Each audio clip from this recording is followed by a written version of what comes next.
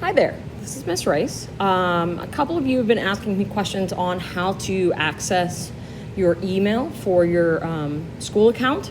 So I'm going to walk you through that stage that step on the iPad.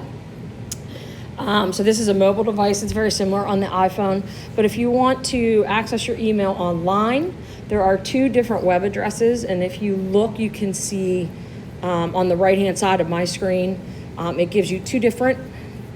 You can do either owa.nkasd.com or outlook.office.com. So if I want to go on an internet browser, I use Google Chrome on mine. I just open that up and it brings me to a login. Now your login will look differently because I have obviously logged in here before, but if you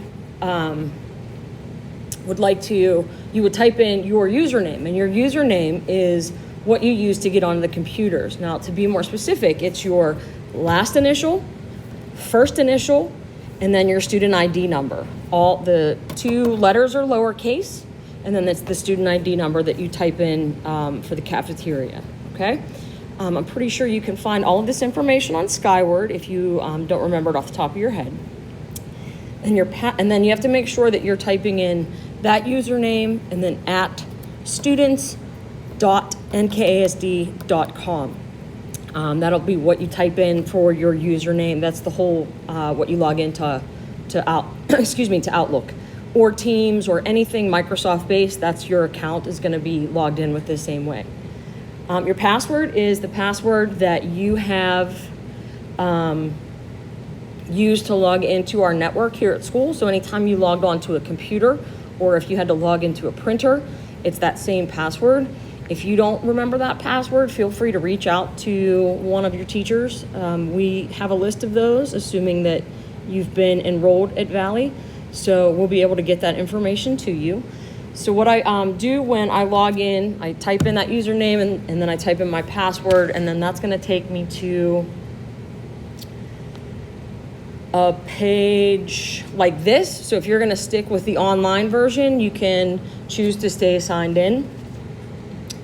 I don't necessarily use this. I use the application Outlook more so than this. But what it will do is bring up your Outlook mail, which will look similar to this. So on the internet, and I'm just going to pull this over right now. On the internet, on an internet browser, your Outlook inbox will look similar to this. You might have a panel on the left-hand side that opens up a little bit more and gives you more information like listed there.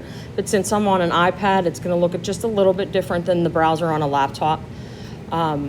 But this, for a mobile device, it'll look similar to this.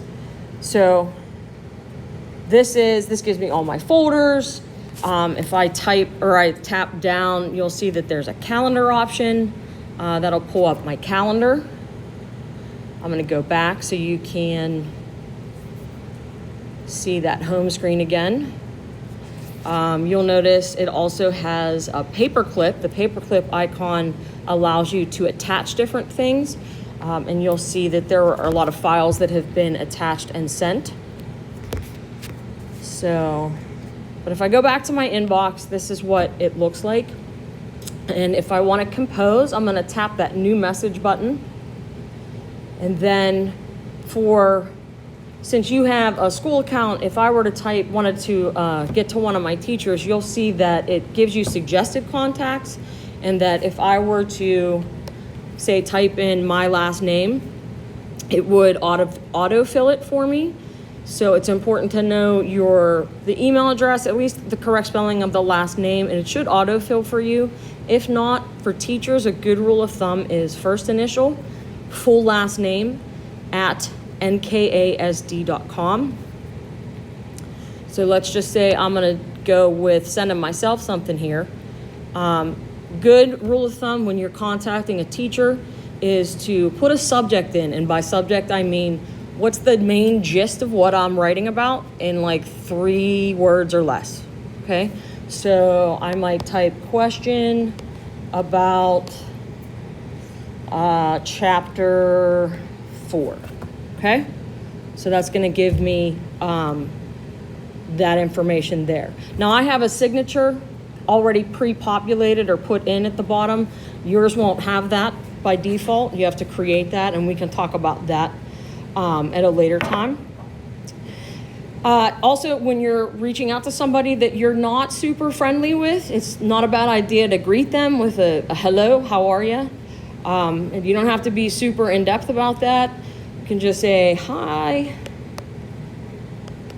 Miss Ryce. I didn't understand what Frankenstein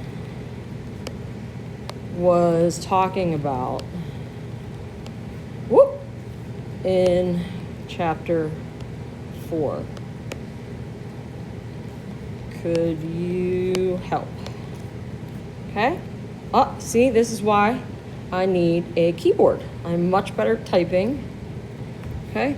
So I'm going to go back, and you'll notice that it underlines what you typed wrong. So you should fix that because you are contacting a teacher.